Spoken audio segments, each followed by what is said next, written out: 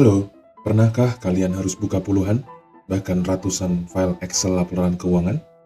Terus harus cari manual total aset dan laba bersih satu-satu? Belum lagi harus hitung LOA-nya, mencatat di Excel dengan berisiko dan ada kesalahan hitung? Capek kan? Nah, di video ini saya mau men-share tool Python yang bisa ekstrak semua data itu secara otomatis dari Excel laporan keuangan perusahaan-perusahaan yang terdaftar di Bursa Efek Indonesia. Ya, hitung LOA-nya langsung dan hasilnya langsung keluar dari Excel yang rapi. Semuanya otomatis, tinggal jalankan skripnya aja.